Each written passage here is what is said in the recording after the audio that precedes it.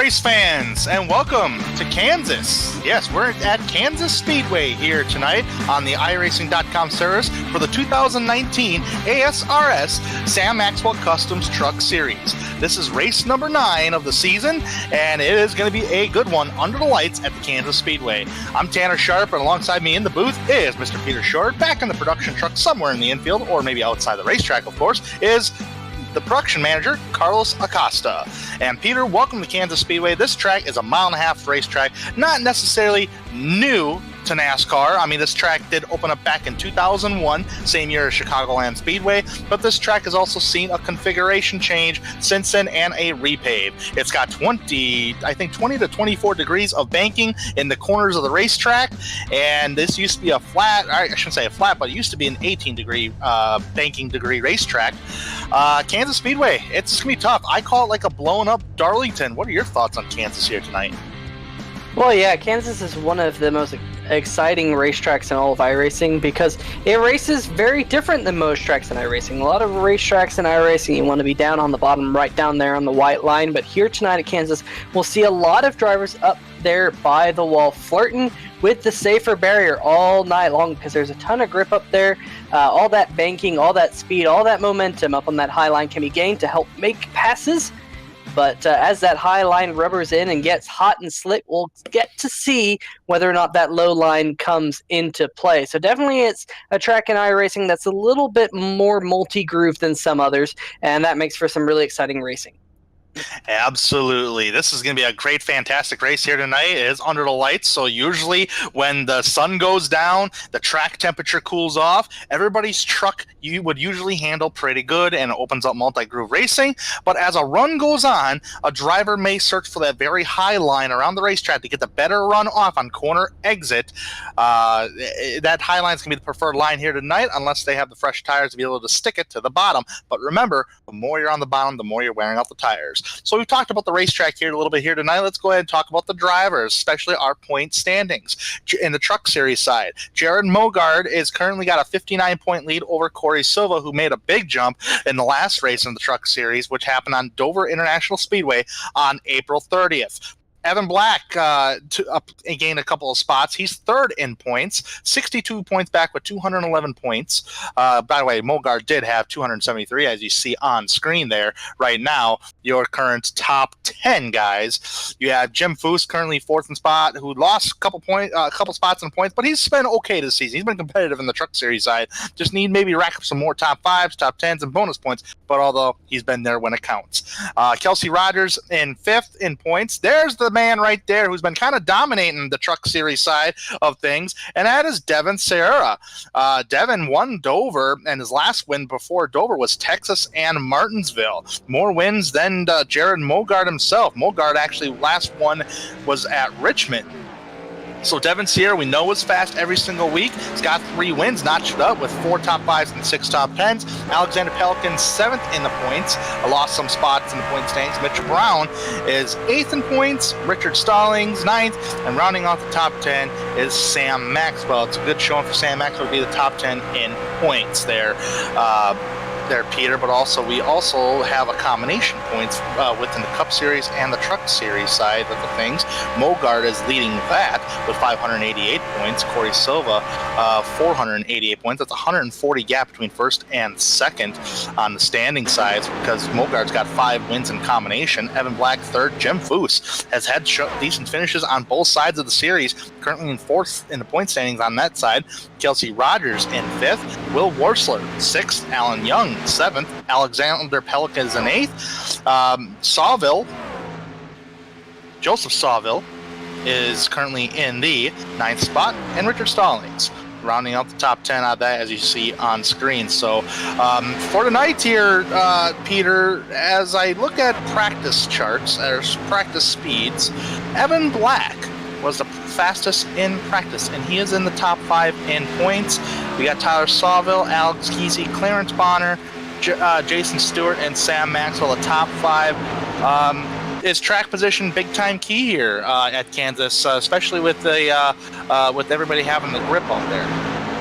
Well, you know, that's a really interesting point because this track, depending on how it is with the specific weather conditions, it can actually be really, really difficult to pass at Kansas. For being a 1.5-mile racetrack, it can be difficult to pass because the high line tends to be so dominant. So if you do go down to the inside of the racetrack to try and make a pass, sometimes you can kind of get bogged down there, especially up off the corner. So track position can come into play, but it's really dependent on the weather conditions. I've seen races at Kansas where that high line is just untouchable, but I've also seen races at Kansas where that low line starts to come in just a little bit. It will especially come in a little bit if we get some long green flag runs. So for most of these drivers, a good qualifying lap time will be paramount, and Tyler Salvo in that number 11 machine, he's currently sitting atop the board here as we're about 3 minutes into the qualifying session. Devin Serra sitting in second, and as you look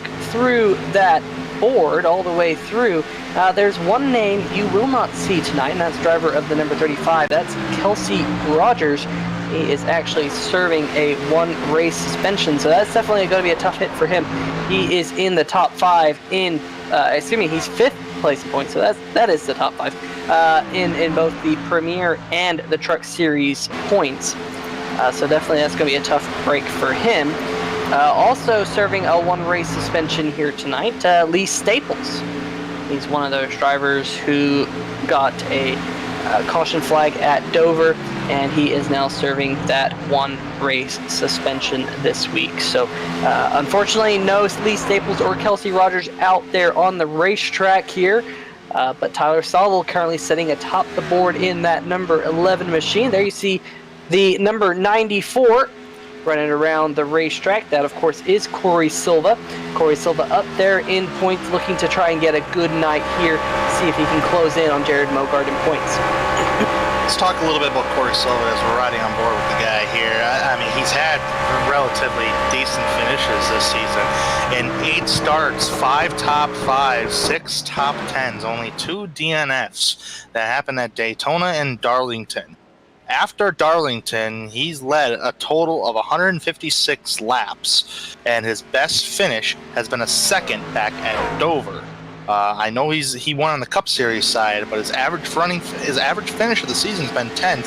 Can he try to close the deal here tonight? In other words, what I'm saying, Peter, is can he close the beginning of the race? Can he close the middle of the race?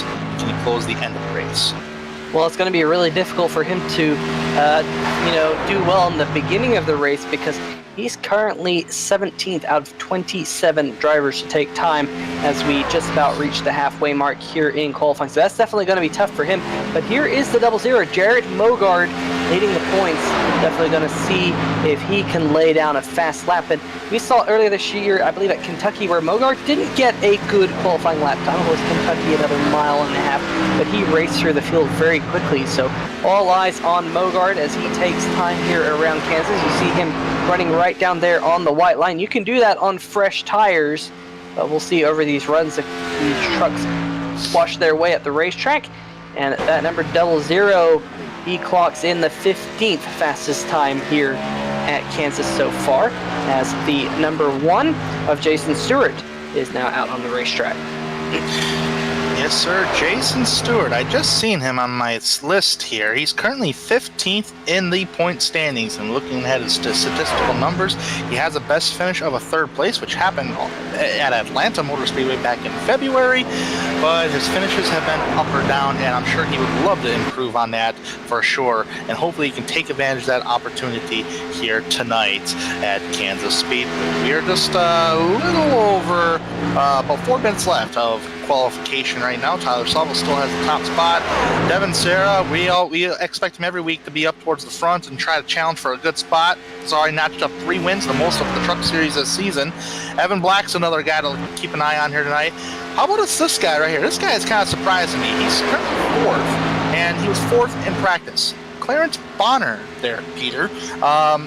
I haven't seen Clarence too much up towards the front thus this season, but he sure is showing some very relatively good speed here tonight. He's not even in the top 10 in points, so he's had his struggles this season. What could you tell me a little bit more about Clarence Bonner tonight, and what could he bring to the track? Well, yeah, Bonner, we've seen him mostly on the Cup Series side of things. In fact, the only truck race that he has started all year was back at Daytona. and he finished in the 20th position in that race. So he's one of those drivers who we see primarily on the Cup Series side. There are definitely drivers here in the ASRS series that kind of race one or the other, either the SMS Cup Series or the Sam Maxwell Customs Truck Series. But he's trying to limelight here tonight in the Sam Maxwell Customs Truck Series, and definitely showing some pace in that number 99. I'm looking at Clarence Bonner's statistical stats on the Cup Series side to help me out just a little bit more. He's been pretty decent. He has some good qualifying speed on the Cup Series side. He's got captured one pole and an average starting position of a 9.14. But his finishes, he hasn't been able to back that up just yet. With the best finish of 11th place on the Cup Series side, which happened at Pocono earlier this season back in January, and he's also led laps there too. So Clarence should be okay here tonight for sure. He'd be a good solid pick based on his practice speeds and qualification speed for sure. John Jenkins so far 5th. As I look down the list here, Douglas Mullins in 8th, Tim Knott 9th. Running out of that top 10 is Calvin Miller. There's some fast guys outside that top 10 that I'm surprised are not starting in the top 10. Well, you make that comment, but you look at this field. There's only about 3/10 of a second that separate your current pole sitter, Tyler Sauvel, and Alex Giese, who's currently 30th out of the 30 cars or trucks to take time, I should say. That is pretty impressive. I mean, there aren't many series and racetracks and car combinations where you see only 3/10 of a second separating the top 30 in speed. So I think tonight's going to be a really competitive race. And, I said it earlier, it can be a tough place to pass. So with these lap times being so close to one another, I'm kind of expecting this race to be somewhat tricky for some of the drivers starting near the back. Yes, definitely for sure. One of those drivers I'm really surprised that's qualified outside of the top 20. He's top 5 in points, currently in 4th. Jim Foose, qualified 25th, even though the lap times are close. And folks, everybody is driving the same setup in this series, so it's a fixed setup series. It's the same setup. Some drivers are just faster than others on the setup portion, but regardless of all that, the lap times are extremely close. Just look on the left-hand side and tell me how close that is for a fixed setup. So these guys will utilize the draft in the trucks a little bit, try to gain some momentum. Some of them are going to buy their time and not take it nice and easy. But a little surprise on some qualifications time, like Jim Foose, like Corey Silva, Sam Maxwell, another one. Jared Haggerty is another driver that I'm a little shocked on. Kind of looking through the field here as well. Jared Mogard is another one. So, but although we got actual qualification just concluded, as I looked at the timing and scoring, as I do believe the production truck is actually going haywire due to the Miami Marlins and the Chicago Cubs playing tonight at Wrigley Field. Go Cubbies. All right, so with that being said, folks, qualification is concluded. Congratulations to Tyler Sauvel on his qualification time of a 30.542. He'll get the pole here this evening. Devin Sierra is going to roll up in the 2nd position. Evan Black will start in 3rd. Clarence Bonner in 4th. John Jenkins in 5th. Troy Haight will round out in 6th. Will Worsler in the 7th position. Douglas Mullins will roll off in the 8th position. Tim Knott in 9th. And rounding out that top 10 is Calvin Miller. Well, while we wait for the production truck to click through the I am so sorry. Jonathan Holstein will be starting in the 11th position, and alongside him in the number 86 machine, that's Jackson Volkenberg in that machine. So cool to see that 86 on row number 7. We got the number 1 of Jason Stewart, and to his outside the 51 of Mitch Brown. Starting in the 15th position is the leader of the trucks and the Premier League points, Jared Mogard, and alongside him the number 6 of Jared Haggerty. On row number 17 in the Sam Maxwell Customs machine, we got Sam Maxwell himself and Brandon Stokes in the number 9. On row number 10, we got the 93 of Brandon Krutz and the 94 of Corey Silva, and those two drivers are teammates, so watch for them to work their way through the field. That being said, blackjack position, Jack Wells in 21st, Pete Baskins 22nd, Edward Bray is in the 23rd spot, Steve Bahula 24th. There's Jim Foose deep in the field, but has 100 laps to get that thing in the top 10 and to the front and possibly win this thing. He'll roll off 25th. Right next to him is the number 36 machine of Ty Hester. And then he has Alan Young in 27th, Richard Stallings 28th, Chris Titus 29th, rounding out that top 30, last driver to take a qualification time, Alex Giese. Kelsey Rogers 31st, but I believe Rogers, he's something happened with on a penalty standpoint, if I'm not mistaken, if I heard correctly. Christopher Lane and Richard Fletcher rounding out this 32 car field, because Kelsey Rogers is not currently in the session right now. Yeah, definitely. It's going to be a tough break for Kelsey, being 5th in points coming into tonight's event, but having to sit out. That's a tough blow. I'm sure he doesn't want to be sitting out this race. I'm sure he'd want to be behind the wheel here tonight at Kansas Speedway. But everyone now rolling on the racetrack. Pace car lights are off. We're going to get set to go green. Keeping an eye on the 94 of Corey Silva, he's got an EOL. John Jenkins also with an EOL. Mitch Brown also an EOL. And of course, if you're not familiar with the term EOL, that means end of longest line. So a couple of drivers, John Jenkins, Corey Silva, and Mitch Brown having dropped to the back. All right, with that being said here, folks, the pace car is coming off turn number 4. It's going to be Tyler Solville on the inside row here as pace car dives down. Folks, please enjoy the 2019 Sam Maxwell Customs Truck Series here at the Kansas Speedway, race number 9, and we're green flag racing at the Kansas Speedway. And it looks like right off the bat, the number 20 of Devin Serra beat the number 11 to the line. Look at this, number 92, Evan Black to the inside, making a 3 wide, taking the opportunity. Might be the preferred line as they try to get up to speed. They're 3x3 coming off the corner of turn number 2, getting a little shove from the 29 machine back there. That is Will Worsler. We're still 3x3 as they head down into turn number 3. The number 20 car of Devin Serra on the high side doesn't have the run just yet. The bottom line is the preferred line. Look at Evan Black on the inside road, utilizing the apron, which is totally legal, will lead the very first lap.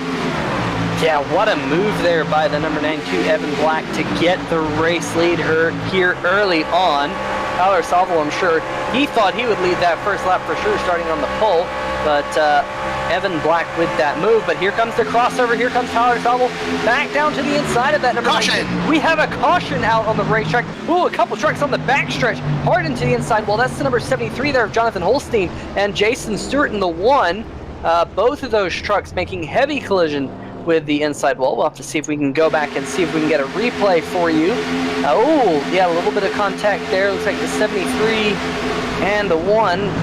Just a little bit of a coming together there down the back stretch. Not quite sure if you can pinpoint that one on anyone. That was kind of a racing incident, but definitely contact here in the early going at Kansas. Yeah, if you see right there, the 73 just moves down right on the nose of the 1 car on accident, and they both hit the inside wall pretty dang good. I mean, it was just that slight movement to the 73, just came across the nose of the 1, hitting the safer barrier on the inside. Pretty heavy collision on both vehicles. Here you see on the replay right here, I'm on the inside and then left-hand turn. It almost looks like the 1 car took a dove to the right, but I don't believe that was the case. Looks like it was just a good old racing incident at the start. Heavy action right off the bat here, Peter. Is this a good move by these drivers? Yeah, it's a 100-lap race. It's 150 miles. And at a track like Kansas Speedway, that goes by fairly quickly. And with the track being fairly difficult to pass on older tires once that high line comes in. We haven't seen that high line coming yet, but trust me, folks, it will be there here pretty soon. It's pretty difficult to pass, so I'm sure all these drivers are trying to make good of their tires, especially early in the run, to try and make those passes, and it's the best time to make passes when everyone is bunched up, and I'm sure that's why we're seeing this 2 and 3 wide action throughout the field. It's definitely exciting so far. Yeah, definitely. We haven't had that green flag run to necessarily have that high line to come in, but it's going to come in, I promise you. Just wait for these guys to kind of fan out just a little bit. The reason, and great point, Peter, they're going to race really hard to try to keep that track position. They don't want to continuously lose it. Looks like Tyler Sawville has yet to lead a lap this evening as a pole sitter since he was overtaken right on the start. It was a great move by Evan Black to keep that momentum going. It was 3 wides there for almost a whole lap between the top 3 drivers. A little bit of an update. Jonathan Holstein is still sitting on pit road, and as well as Jonathan Stewart. Speaking of those 2 drivers, I do got a little bit of a reporter guy on pit road. The number 1 machine has a heavy front end nose damage, with the exception of the 73 machine, Jonathan Holstein. Jonathan Holstein has some heavy rear damage because his back end of the truck hit the inside wall, and so that might not affect him all that bad there, Peter. But the number 1, Jason Stewart, definitely has front end nose damage. Yeah, and Jason's sitting on pit road right now to try and get as much of that damage fixed as possible. The 73 did make it off pit road in front of the pace car, so he's going to stay on the lead lap. But I think Jason Stewart here is going to take his time getting that damage repaired as much as possible. See if he can get a lucky dog. Ooh, Clarence Bonner, man. I don't know. Hopefully it's not a wheel malfunction. I mean, that's a weird way to warm up the tires, for sure. Yeah, well, that's one way to warm up your tires. Go all the way down to the inside of the track. Of course, in iRacing, there is a question of whether or not warming your tires is a good thing. Typically, it's not. But Clarence Bonner might just be cone hunting. If you're familiar with us on 3 Wide TV in the Simpossible Racing League that we broadcast on Monday and Wednesday nights. A couple of drivers go cone hunting every once in a while, but there was no cones to be seen on the backstretch, so that hunt is all for naught, at least for now. Clarence Bonner's number 99 machine. And, let's go back to Clarence Bonner because we mentioned it earlier. Great run in practice, great run in qualifying. Hasn't run many truck races this year. I wonder if he just loves Kansas Speedway. I wonder if this is one of the tracks that he's inherently good at, and that's why he is racing here tonight. Definitely, there has to be a reason behind him racing the trucks and showing this good speed. You and I know, Tanner, that every once in a while you'll just have a track that, for whatever reason, suits your driving style, and you're just much more competitive there than other racetracks, or you can find your rhythm, find your groove of that racetrack a little bit better. So I wonder if that's the story behind that number 99 machine tonight. Oh yeah, for sure there, Peter. I mean, personally, I'm a huge fan of Richmond. I love Richmond. I've had so much success on iRacing at Richmond, and everybody else I talk to, usually my close friends who I went to high school with, who like NASCAR, they hate Richmond. So I'm a huge Richmond fan, and it might be a good track choice for Clarence Bonner, but either way, I'm fast in practice. I'm fast in qualifying. And also, here we go, number 92 of Evan Black is on the gas pedal. As you head down turn 1 here, he's able to clear some guys, so he's got a pretty decent sized gap over at Devin Sierra, number 20. He's overtaking the 2nd position. And look at that number 11 machine. On the high side, not the line you want to be as far as getting up the speed is concerned. Right now, there's heavy-duty action a little bit further in the back where Troy Haight is at right now. They're side-by-side back here for position. Troy Haight on the bottom side being overrun and overtaken by Jared Mogard. As they come off turn number 4, a little bit of a loose condition for Brandon Kreutz, being overtaken by Sam Maxwell as they come through the front straightaway, as Douglas Mullins over that back bumper 2 of the number 93 of Kreutz.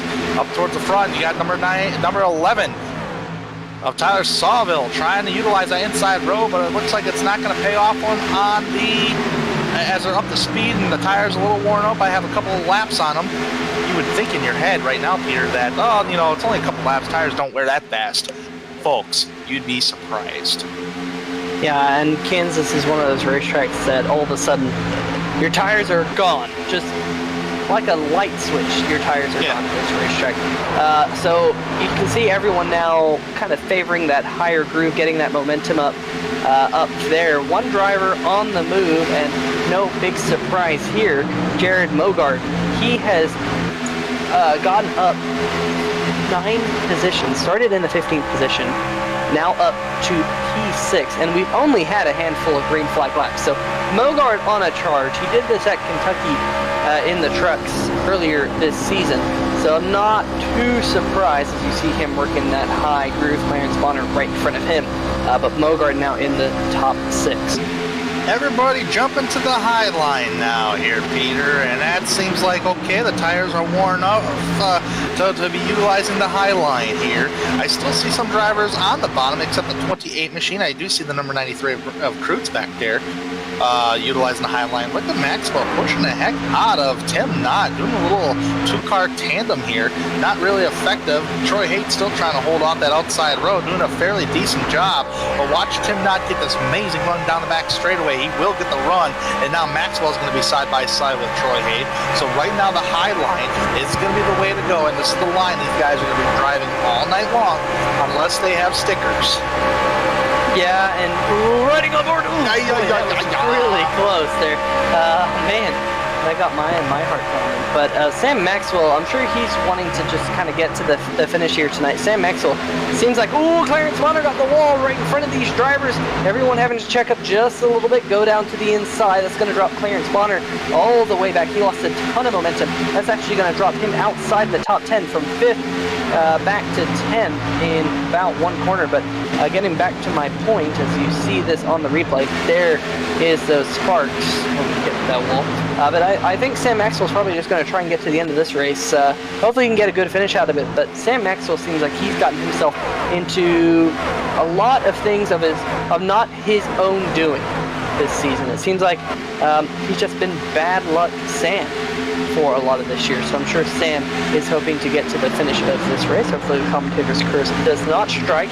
You're not missing anything up at the front, however, because the number 92 of Evan Black has checked out just a little bit, up to about a second lead over Devin Serra. And that number 92 is running lightning quick lap times, fastest truck on the racetrack.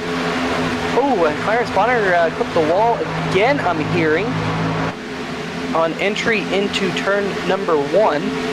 So definitely that number 99 all of a sudden starting to struggle just a little bit. Still stays stationary in the 10th position. Jackson Van Valkenburg there in the 86 is having a great showing here tonight. He's right in contact! Number 9 back there made contact with the driver. That was Jackson Van Valkenburg in the trial. At least they doored. That was Douglas Mullins, number 18, and they almost make contact again as they head down the back straightaway. Yeah, definitely got to keep an eye on. Yeah, got to keep an eye on those two. You know, Kansas is an interesting racetrack because it's all about momentum. Tanner, on that once that high line comes into effect, like we're seeing now, and it's one of those racetracks where some drivers roll out a little bit earlier than other drivers to try and save that right front a little bit. There is still different driving styles in effect, even though most of these drivers are now running the high line. As you look at this gaggle of cars near the back, there's the 42 of Jim Foose and Steve Hall, his teammate there, right there, running right with one another on the racetrack. But getting back to my point, it's one of those racetracks where, because it's all about momentum, some drivers drive it a little bit differently. If one driver checks up a little bit, it can cause two problems, especially on entry of the racetrack leading to contact. I've seen that before. Had it happen to me before. I'm one of those drivers, I like to roll out a little bit sooner than other drivers, and had that bite me in the butt once or twice. There's the number 94. Got to keep an eye on him, Corey Silva. He, of course, had to go to the back with an EOL penalty at the start of this race. He's on the right side of your screen. He is currently running in the 25th position. Definitely not the points night he's hoping for so far, as we now have passed lap number 17, running on lap number 18. He currently shows a -6 there because he did qualify in 20th before serving that EOL penalty, but it seems like he's kind of boxed in here, Tanner. He definitely is, and quickly, a quick note on that topic: when a car slows down, look at Clarence Bonner. If a car is in the wall, that wall, as you've seen early on replay, sticks like a magnet. And it's the worst feeling in the world when you're behind a driver and he's in the wall and it just suddenly stops and it sticks like a magnet and you have nowhere to go. You just gotta keep your eyes peeled like that and try not to overshoot the corner and not to, you know, get really tight on exit, because if you get tight on exit, it means you're kind of getting the gas a little too early and you're pushing the truck. But Corey Silva, on the other hand, the number 94 machine, 27th position right now, is got a ways to go. I know we just completed we're on lap 20 right now. 19 laps have been completed. He still has a little ways to go here, so he still has a chance to get a top 10 finish. Oh man, look at that. Jackson Van Valkenburg, he got the wall in the number 86 machine, just as you were saying, like glue. Yep. It just pulled that number 86 machine backwards. You see this on the replay right there's the contact with the outside wall. Man, and you can see it just kind of bounces right off of it. Yeah, great move by Brandon Stokes to avoid running into the back of Van Valkenburg in the 86, but that machine now slid backwards. He's now back to the 14th position. Clarence Bonner in the number 99, we've seen him bounce off the wall once in this race, once or twice I should say, and he's still running in the 10th position, so I'm not quite sure if there's some right side damage on that number 99 or the number 86 there on the screen. We'll see if we can see any as it flashes by. Couldn't quite see anything. There's the number 99 there of Bonner, as he's going to try and go around Brandon Krutz here in the number 93 machine. You see he's down there on the inside line, and Tanner, that goes back to what I was talking about earlier. It's really hard to pass on that inside line. There's not a lot of grip down there, and that's exactly what that number 99 faced right there. As we look a little bit further ahead, this is a side-by-side battle for the 6th position, I do believe. Sam Maxwell trying to go to the outside of Tim Knott. He's going to make that pass going off into turn number 1. So good move for Sam Maxwell. He's trying to move forward. Oh, Bonner in the wall again, a little bit further back in the number 99. And just as I was saying, you've seen him bounce off the wall a couple times tonight. He does it again, and you see him lose a couple more spots. In fact, he's going to fall back there behind Jack Wells in the number 80. Man, the more, oh man, yeah, as you see on right there, holy smokes. Into the wall, there goes Clarence Bonner. I tell you what, the more you put in the wall here at Kansas, the more you're affecting the handling and the aerodynamics on your car. It is not good. Clarence Bonner will not right now should just, okay, I've been in the wall like 3-4 times tonight already. I gotta take it easy on this high side. I know this is the preferred line, but I gotta try to find a way not to hit the wall anymore. So hopefully Bonner can keep it just a little bit lower than a normal line. I mean, you can do that and still carry the momentum.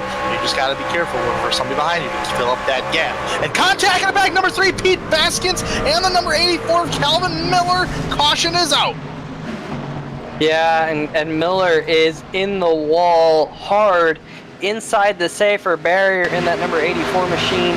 Unfortunately, he's going to have to take a tow. Let's watch what happened here on the replay. The number 3 machine on the inside. Looks like the 84 just moved down a little bit and got him sideways. And yeah, you're. Can we see that replay again? I'm sorry. That's like if you fire an arrow, folks, at the wall and it literally sticks. That's exactly what Calvin Miller just said. Here we go. Contact, almost contact right there. But here's the real contact that caused this with number 3 Pete Baskin. Boink, right in the outside wall, and it just stuck. That is the most unusual wreck I've ever seen on iRacing on a front stretch, especially at Kansas. I was expecting that to ricochet down and towards the track. Here's an onboard view right here. That's was at the 30. Was at 36 there. Contact right there. Overcorrects it. Doink, and it just sticks. And that engine went kaboom. Wow. So definitely a tough break there as we have reached the quarter distance, and I'm sure a lot of the field is excited to see this caution to come down, get fresh tires, because most of the field had not stopped so far in this race. Evan Black will lead them down pit road. Evan Black, he was on a tear out front. He had a couple of second lead up at the front of the racetrack, so he kind of set sail up there. Definitely showing that he has some pretty good pace. Ooh, Ty Hester in the number 36. Yeah, he's kind of at the top of the screen. He missed his pit box a little bit, but everyone else seems to be doing a good job of getting into their box nice and smoothly. Coming off pit road right now, it will be Evan Black leading the race off pit road. And then you got Devin Serra, Will Worsler in that mix as well. Man, what a run for Will Worsler. He was in the top 10. He started 7th. Jared Mogard, Sam Maxwell, the top 5 off pit road. Sawville, Knott, Haight, Stokes, and Haggerty, the top 10. As you see on the right-hand side of the screen. Wow, with that being said, one thing we did not note here, Peter, was pit road. I kind of find Kansas Speedway a difficult pit road on green flag conditions and caution conditions. Here's the reason why I say that. It's because usually on a 1.5-mile racetrack on iRacing, it's anywhere from 50 to 55 miles an hour, depending upon the racetrack. Here at Kansas, it's 5 miles an hour slower. It is 45 miles an hour. So it's a little difficult here at Kansas as for a 1.5-mile racetrack, a little slow on pit road too, but that is an actual speed limit in real life, 45 miles an hour. Pretty difficult spot, and some guys just kind of overshoot the pit boxes too, just a little bit. As you did mention, Ty Hester was one of those drivers, so we want to keep an eye on if we do end up with a green flag condition here tonight. That might be a difficult thing, going from 160 miles an hour down to 45 miles an hour. Yeah, definitely, without a doubt. And, sometimes you can lock up the brakes and cause some issues. Just a little bit of housekeeping here. Jason Stewart was the lucky dog after being involved in that first yellow flag. He's back on the lead lap. Jonathan Holstein has retired from the event. Calvin Miller sitting on pit road currently. Yeah, 2 laps down for Calvin Miller after a head incident, man. He actually had to take a tow due to that incident to the outside wall. So that's very unfortunate for Calvin Miller. It didn't look like it was too hard of a hit. So let's see if just got to report that his front end nose is definitely smashed up, especially in the left front area of the truck. So very unfortunate for Calvin Miller. As kind of looking through here, do we get the pace car lights on? We're coming off turn 4 right now, so we might see the 1 to go signal this time by. Wait and see. Yeah. Pace car at the line now, and yep, pace lights are off. All right. With that being said, let's reset the field for you. Evan Black, Devin Serra, Will Worsler, Jared Mogard, and Sam Maxwell, the top 5. Good to see Sam having a good night here tonight. Tyler Sawville in 6th. He started on the pole. Tim Knott, 7th. Troy Hayden, 8th. Brent Stokes, 9th. And rounding out the top 10, Jared Haggerty. Stokes, Maxwell, and Mogard are the big movers of the race so far. One of the biggest drops to the race this evening, hopefully he can rebound, is John Jenkins in the 69 truck. Started 5th, and he actually fell outside the top 20, currently right now in 17th. So we'll keep an eye on all those drivers, who's moving up and who's been falling back as this night progresses. So with that being said, the field is coming through turns 3 and 4, and we're about to see our 3rd restart of the evening. Or should I say 2nd restart of the evening. Can Evan Black pull away again? This is another opportunity for him. I know he probably didn't want to see this caution, but he has no choice in the matter but to try to do it once again. As they come through turns 3 and 4, coming off turn 4 right now, pace car's in, and Black's already on the lob pedal. We're back, green flag racing. Look at the number 20, trying to fill up that gap, try to secure his spot on the speedway. As they head down into the first corner, Evan Black already trying to make moves to separate the gap between him and Devin as they climb through turns 1 and 2. As they head down the back straightaway right now. Looks like it's a pretty decent sized gap there, Peter. Oh, yeah, definitely. And, of course, knocking on the door now for the top 3 is Jared Mogard in the 00. He has moved up 11 positions from the start of this race. Sam Maxwell, he's now cracked the top 5. He started this race in 17th. He's up 12 position. Alan Young, he's up to the 14th position from 27th. He's up 13th. So, there's quite a few drivers throughout this field who are working their way forward, even though we are pretty much just through the infancy stages, as there's pretty close there between Troy Haight there in the number 28 and Jared Haggerty in the 6th. That battle is for the 10th position. These cats, man. Speaking of cats, man, look at Jared Haggerty in the number, not Jared Haggerty, excuse me, Jack Wells on back. Holy cow, these cats are just all over the blur. Jack Wells actually started 21st, currently in the 12th position. He's been trying to move up. Battle for the top spot, though. Devin Serra on point, trying to hunt down Evan Black for the first time here tonight. This will be the second time only we've seen a battle for the race lead under green flag conditions. Right now, Black has secured his spot for the moment in the time being.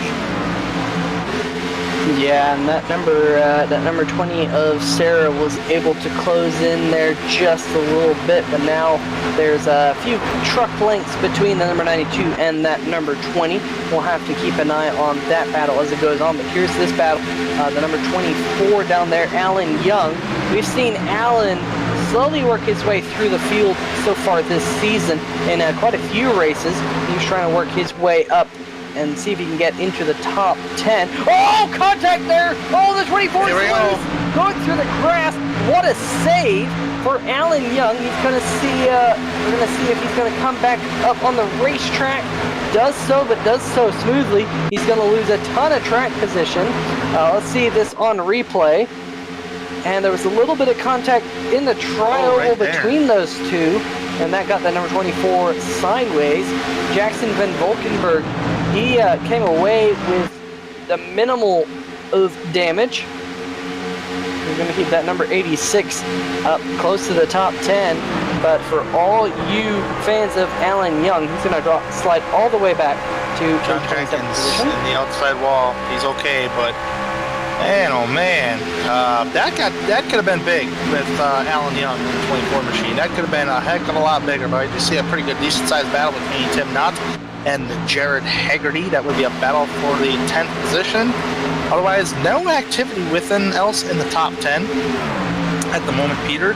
Everybody's kind of fanned out. A lot of activity kind of practically in mid to the back of the pack. First side-by-side battle is for 10th place, Tim Knott and Jared Haggerty. And yes, I am trying to find a trivia. Yep, trying to find the track trivia trick question here tonight for you guys. I gotta get one going here soon. We are coming up on the halfway point pretty soon here. Chris Titus in the number 25 machine. He's near the back of the field, but he just got loose coming off the corner. I haven't seen that. Oh, we have a caution. Oh, big wreck on the front stretch. Geesey involved. Oh, the number 1 sliding in at the end. Pete Baskins there in the number 3. Quite a few trucks involved in this, about 7-8 trucks. Oh, what happened there, the 77 of Geesey looks like he might have got a little bit of help from behind. Oh, Clarence Bonner there, 36 Ty Hester getting involved. Oh, the 1 tried everything he could to slow down, walked up the rear brakes just a little bit, slid into that one. Oh, there's the checkup, the number 18 there, and Geesey had to check up to avoid him. And it was on from there. Ooh, Clarence Bonner, we were talking about him having a great run earlier. Was that Jim Foose that split the middle? I believe it was. Holy smokes. We should get a camera on that old deal, because if I'm seeing all this correctly here, this is on board with Foose, I believe. Oh man, a lot of activity, man. Cars, oh my goodness, where to go, oh my gosh. Woo, baby. Oh, look at that number 36 getting some air back there. Wow. Raking out the back of the rear deck lid of that number 42 truck. On board with him here. You can see everybody's wrecking here, man. Where are you going to go? Oh, man. Oh, that's Ty Hester. No. That's Ty Hester. You see that hard hit there right at the end with the wall. Got that number 36 machine in the air. Just looked like that overcorrection just seemed like that's what it got, unless he got hit. But man, that was a hard impact to the outside wall. Yeah, without a doubt, tough break for a couple of those drivers. It happened. It really, started when the number 18 of Douglas Mullins clipped the wall. Kind of got some of that wall glue, we like to say. But now all your leaders are on pit road. Look at the number 9, Brandon Stokes. He's going to be the first one rolling. Here comes Mogard. A couple of drivers maybe trying some strategy here. Look at the number 28, Troy Haight. Definitely 2 tires on that machine. Oh, yeah. Haight getting up into the top 5 with a strategy call. 3 wide a little bit further back. Look at those trucks coming off pit road. You saw the number 94 there, Corey Silva, flash on by. Let's see if we can talk to the number 92 of Evan Black under this caution period, because he's had a pretty clean view of this race. Okay. Now let's see if we can get that number 92. Let's dial him up. Evan Black, Peter Short in the 3Y TV booth. You got a copy? Yeah, I got you guys. Hey man, you've had a pretty clean race, a pretty clean view out the front of that number 92 machine. How's the track driving? Seems like that low line's good for a few laps, and then the high line comes in.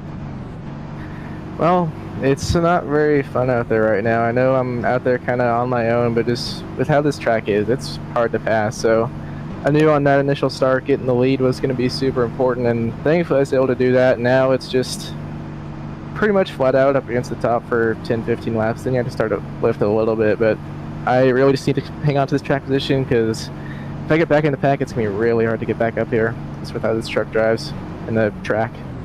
It seems like you've played the aero game just a little bit, trying to take the air off the nose of the trucks behind you. How important is it to do that at a track like Kansas, especially with the high speeds and it being fairly flat out?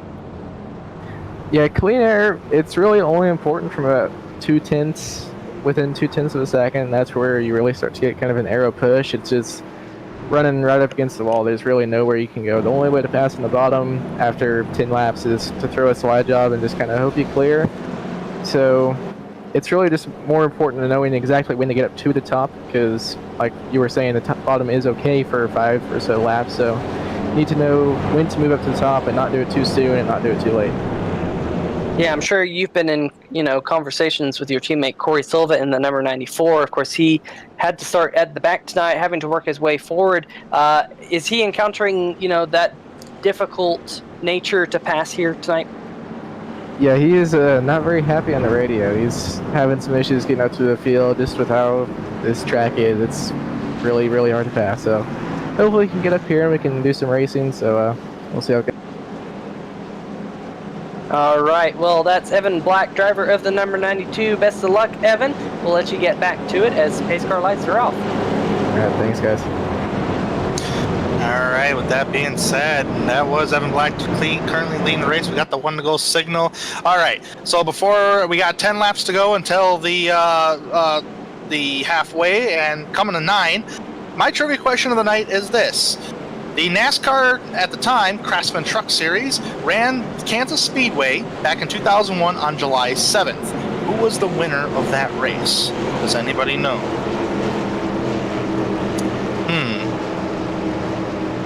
I will announce that in about 9 laps from now, but nonetheless, Evan Black, Troy Haight, Devin Sarah, Will Worsler, Jared Mogart, the top 5. As pace cars heading down pit road, Stokes, Knott, Kreutz, Maxwell, and John Jenkins rounding out the rest of the top 10. Waiting for Evan Black to get on the loud pedal, and boy, he does. It's like getting to the restart box, and he is gone, even though the restart box isn't even there. But when he mashes that gas pedal, he is gone. And look at that gap Evan Black is going to put on Devin Sarah right now as the first side-by-side battle is for the 3rd position. Look at the number 28, though. 2 right-side tires, but he's falling back. Was it a good fresh call? And we're 3 wide. Yeah, that's definitely going to be a tough call there for Troy Haight. I mean, tires are fairly important at this racetrack. I know it's difficult to pass, but we'll have to see if those tires even out. Yeah, right now, it's not looking that way. I mean, it's going to take a couple laps. Now, this is a bad move what Troy Haight's doing right now. He's on the bottom side, and he's on 2 tires compared to everybody else's 4.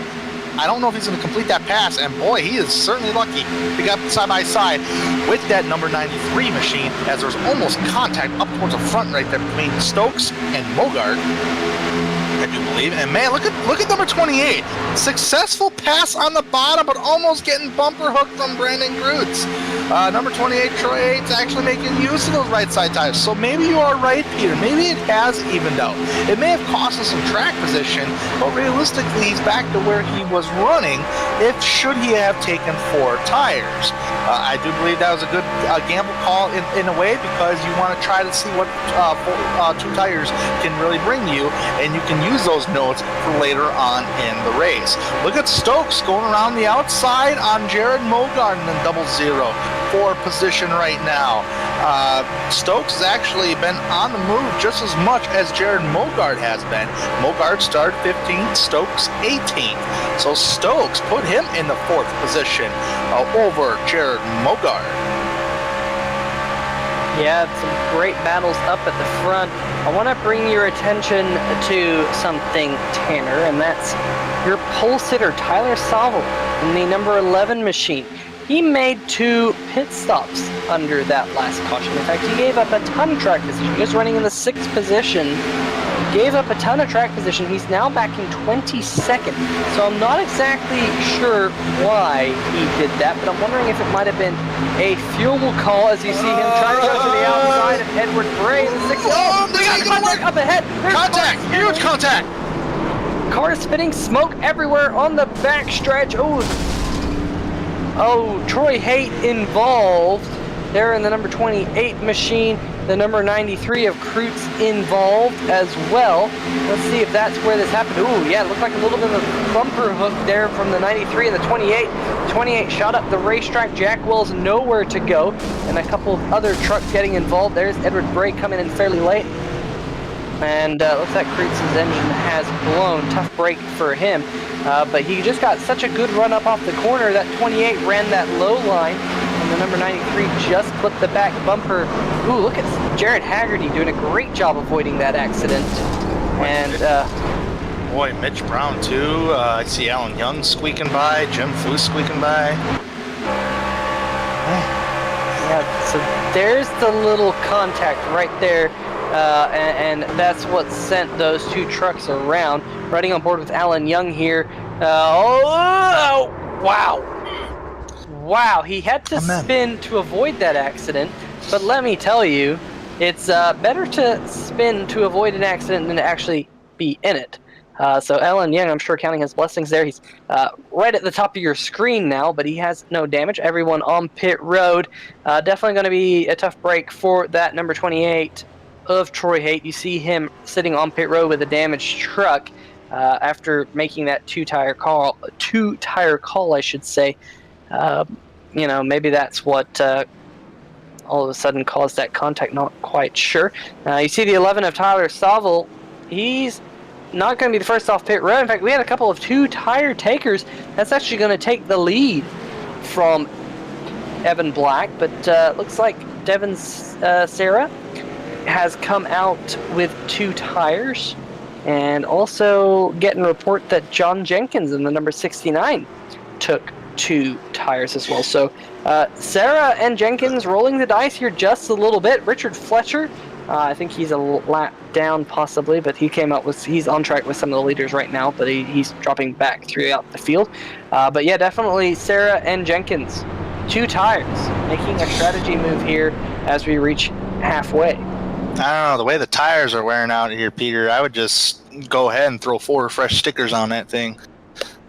Just because of the way because when you're getting up to speed in the corner of the track, you're going to want the bottom side. And I've seen guys who take the high side just kind of drop like a pigeon, you know, after a pigeon's been shot or something, you know, just drops straight to the ground. And I don't know if 2 tires is going to be such a good idea at this point, but I mean, it's a pretty good experiment. We are coming up or approaching the halfway point right now, so this race has been flying by pretty dang fast from the looks of it here. So I did ask a questionnaire, who won that first truck race back in 2001 on July 7th? Your answer of it is Ricky Hendrick. I don't know if anybody remembers Ricky Hendrick. Rick Hendrick's boy. Yeah. I was going to say Greg Biffle, so I would have been wrong. Well, that was actually going to be a pretty good answer. yeah, that would be good. Production truck said Mark Martin. Yeah. Yeah, that was a long time ago, back in 2001 when this track opened up. Of course, I'm sorry to interrupt, Peter, but it's going to be one of those deals where in the next couple of years, we're going to be saying it's been 20 years since Dale Earnhardt passed. It's insane. I mean... That is true. It doesn't feel that long. I mean, Earnhardt was my guy. I mean, and forever will be. But Yeah, and of course, I think that truck race, and correct me if I'm wrong, but I'm pretty sure that was the first NASCAR sanctioned race. I think it was too.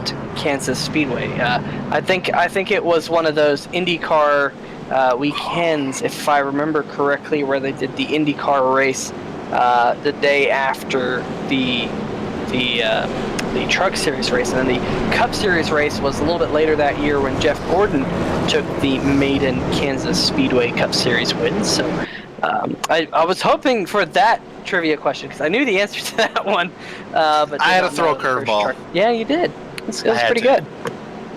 I just had to, but we just reached the 1 to go signal, so let's just kind of reset the order here since we're under the yellow flag here, and we're going to be reaching the halfway point as soon as they take the green flag. Devin Serra is your race leader. John Jenkins in second place. And remember John Jenkins, when I said a little while ago he was outside the top 20? Well, now here he is back in second. Evan Black in third. Will Worsler fourth. Ryan Stokes in fifth. Sam Maxwell in sixth. Tim Knott in seventh. Jared Mogart in eighth. Jared Haggerty ninth, rounding out that top 10, Mitch Brown. So guys who were in the back are starting to make their presence known within the top 10. We have a new race leader, Devin Serra. And we're back green flag racing. A little bit of a stack up there, Peter, and that's not a very good thing here on these restarts. It can get a little hairy as you got cars just surrounding you and racing in one big pack. And the only view you get is the cockpit view. Yeah, Evan Black in the number 92, he's going to be furious. That stack up actually gave him rear end damage. He got hit from behind by the number 9 machine of Brandon Stokes, and the number 9 has some front end damage, and likewise the number 92 has some rear end damage. You can see it there just a little bit. That won't hurt him.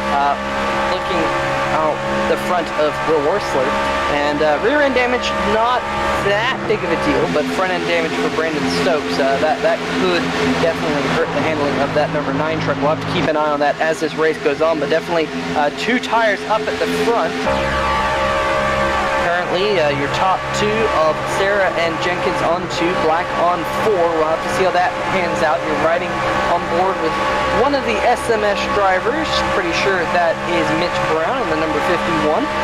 Looking in front of him is Tim Knott. To the inside is the 00 of Mogart.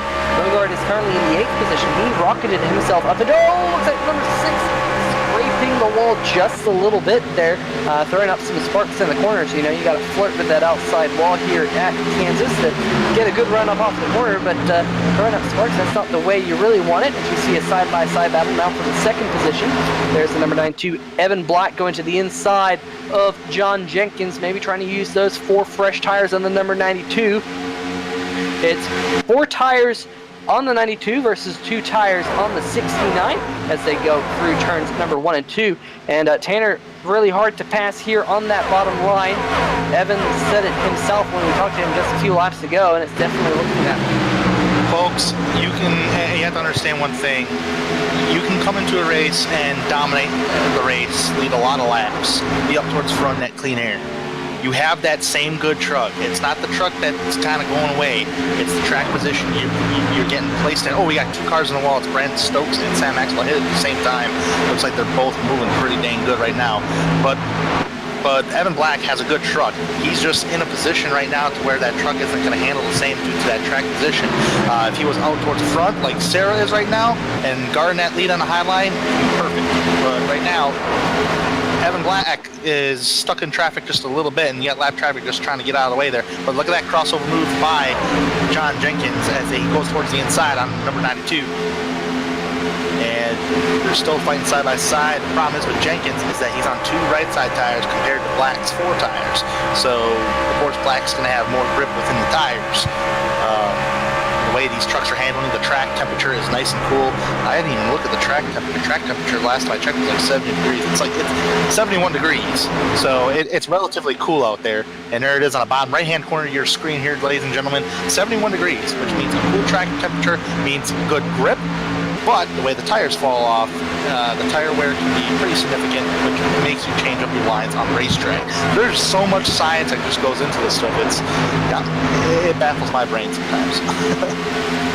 Yeah, we're actually starting to see John Jenkins on those 2 tires up at the front. He's starting to lose some ground on your 2 race leaders. There he is.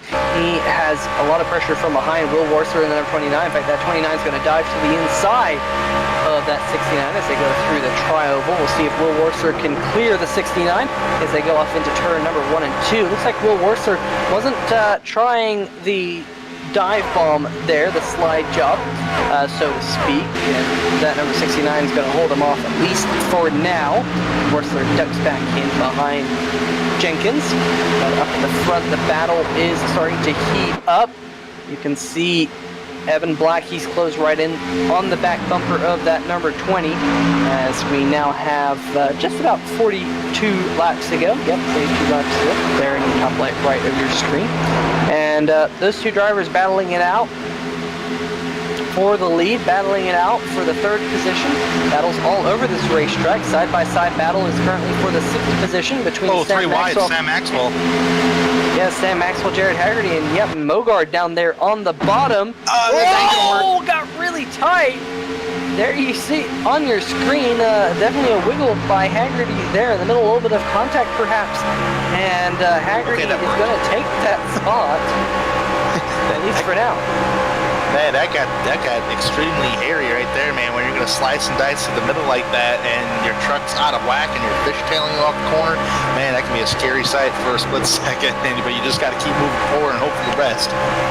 Yeah, Maxwell was down on the inside line. That truck just washed up just a little bit. Haggerty had to go somewhere or had to check up. He decided to go to the middle and made that pass. A good move for that number 6 of Jared Haggerty. Mitch Brown also now running in the 9th position. Good run for that number 51. He slowly but surely made his way up through the field. Tyler Sauvel, we just talked about him not too long ago. He was back in the 22nd position. He's currently running in the 10th position. But you see this battle for the race lead. Evan Black just pounding Devin Serra, just trying to see if he can make that move. Shows that nose just to the inside. A little bit of blocking perhaps going on down the French straightaway. I'm sure Evan Black won't be all too excited with that. But you can tell that number 92 machine just has a little bit better tires on it. He said himself that when you're within about 2/10 of the truck in front of you, you start to get some aero wash, which we don't see that aero wash on that number 92. And Tanner, I think that's because he's got those 4 fresh tires versus the 2. Well, right now I'm seeing Sierra and Black on the same. Actually, yeah, exactly. Sarah is holding them off pretty dang well right now, but the tires on the 92 is starting to wear off just a little bit more and more, trying to even itself out. But Black will still have the grip than Sarah would have, regardless on how long the tires, or who has 2 tires, who has 4 tires. As long as Devin can continue to guard that high line, because it's going to take an amount of effort on Black's part to try to pass him. Heck, you may have to try to move him out of the way. But that's the last thing you really want to do, because you can put yourself in a position to where you're going to get wrecked yourself. So you really got to try to play it smart here. You got a little less than 40 laps to go. I should say about 36 laps, to go in this race. You got time to make a move. It's just when you're going to make the move and how you're going to make the move. Yeah, without a doubt, 36 laps to go this time by. And that number 2, Evan Black, just being patient. And that's what wins races, is being patient. Drivers who are not patient tend to be overly aggressive, and something bad happens out on the racetrack, and you don't want a driver shaking their fist at you or pointing or getting punched in the garage area, whatever. But patience is what wins races, because you never know what's going to happen, and you can put yourself in a position to win a race. Circumstances are going to dictate the outcome of that. So you just have to be there when it counts. Absolutely, and just want to update you on current runners. We currently have 22 trucks on the racing circuit. Chris Lane, Calvin Miller, Clarence Bonner, Troy Haight, Alex Geesey, Edward Gray, Brandon Krutz, Jonathan Holstein are all confirmed retirements from this race here tonight. Looking a little bit further back, this is a battle just inside the top 10. Now going a little bit further back, this is just outside the top 10. Richard Stallings in the number 17 leads this pack. Stallings is currently in the 12th position. You see the 94 Corey Silva trying to make that pass on the 86 of Jackson Van Valkenburg. He had it there for a brief second, but then kind of washed up, and now he's under attack from the 24 there of Alan Young. We've seen that 24 involved in quite a bit of race action tonight. Definitely still showing some pace out there, trying to make that pass on Corey Silva. And Corey Silva, of course, is no slouch by any means. And Alan Young running in that 15th position last time by at the stripe. Now looking at this battle just inside the top 10, Haggerty 6th, Mitch Brown 7th. Zavel has worked his way up into the 8th position after languishing around the 10th position. Ooh, we're getting words that someone up near the front might have scraped the wall. Might be Brandon Stokes in the number 9. Looks like everyone up there is up to pace, so not quite sure if it was a big hit or not. Look at the number 51, Mitch Brown, pulling the slide job on his teammate. Battle for the lead. We do have a battle for the race lead. They're side by side, so just look away from that battle. Crossover. Further back. I think Evan Black here, he did the crossover move there. Devin Sarah's going to have to do something similar here, but Evan Black's got that preferred higher line here. And I think he's going to use it to his advantage. He does. And the number 92, Evan Black, has worked his way back to the front. That's some great patient driving by Evan. I'm sure he wanted to get that lead a few laps earlier, but he definitely was patient. Finally was able to get around that number 20 machine. I think that number 92 is going to set sail up the front. He's just been so fast this whole entire race. Looking a little bit further back here, Tim Knott in the number 41 is under pressure from Jared Haggerty in the 6th. Tyler Salvo has actually broken away from this pack just a little bit. Salvo currently in the 6th position. It's a great recovery for him. We saw him back in the 20th spot or thereabouts earlier, and now up into 6th. As you see the all the writing here on the front stretch, right on that start-finish line straight. Ooh, looks like it's a 51. Mitch Brown there has got some front end damage. Not quite sure where he accrued that, because we just saw him a few laps ago, and it didn't look like he had any of that damage. And Jared Haggerty has some rear end damage. So I'm thinking that the 6 and the 51 might have got together. Those are two teammates running in the 9th and 10th position. As Sam Maxwell in the number 98, he's going to try and get into the top 10 right up on the back bumper of that number 51, really close. Trying to push that number 51 off into the corner. That is a strategy move. If you can kind of push the truck off into the corner a little bit further than they'd like to go, sometimes you can make that pass. It's kind of akin to the intimidate button back on the old EA Sports NASCAR games. Press L2 to intimidate. For those people who remember that, we have a caution. Oh, the number 69 and the 47, the 29, Will Worsler involved as well, and the number 47 involved. That's Richard Fletcher. We'll have to go back and see what happened on the replay. The 29 of Worsler's done. They're down there on the apron. Oh, a little bit of contact there with lap traffic of the 47. I expect the 69 probably expected the 47 to give him a little bit more room there, but unfortunately those two made contact. Richard Fletcher in the 47, the 69 there of Jenkins, and Will Worsler was kind of an innocent bystander, just kind of get caught in the right rear, sent him up into the wall. The 3rd and 4th place cars out.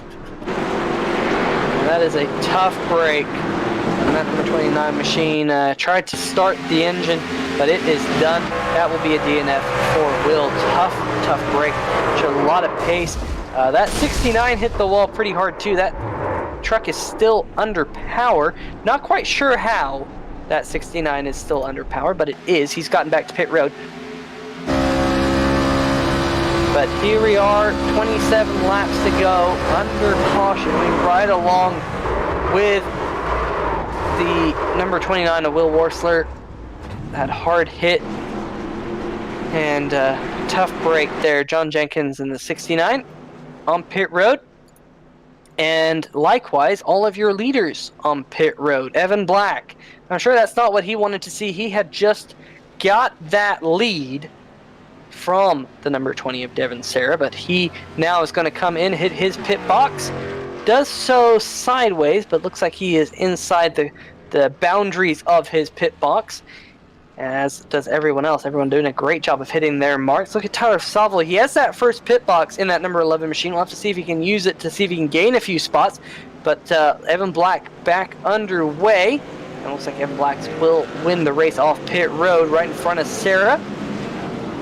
So your front two kind of staying lockstep under this caution flag so far. Brandon Stokes comes off pit road third. Now let's see if we can get a word with John Jenkins here. Of course, he was involved in that accident here just a little bit. Let's dial him up. There he goes. John Jenkins, Peter Short in the 3-wide TV booth. You got a copy, bud?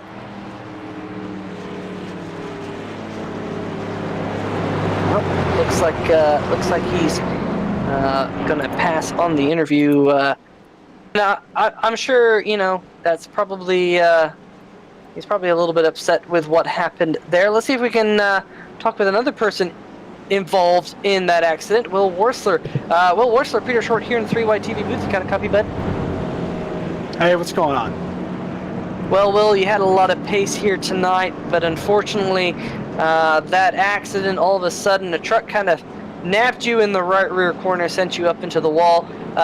Looked like you were through it there for a second, but definitely sent you up into the wall. What were your thoughts of the accident? Because you had a lot of pace tonight. I ain't gonna lie, I saw that coming. I was waiting to see how it was gonna play out, and I was hoping they were both gonna slide high, so I kind of stayed as low as possible, given my momentum, and it wasn't low enough, you know. But I knew the truck was way off pace, and he was just kind of right in the way there of the race line. It's a shame. Had a fast truck. Yeah, definitely a tough break when that happens. Kind of nothing of your own doing, and you end up in the wall with a blown motor. That's a tough way to end it. How was the trucks out there tonight? I mean, it looked really difficult to pass. I know you had 4 fresh tires to Jenkins' 2 tires, but it seemed just near on impossible to pass. How was it from your perspective?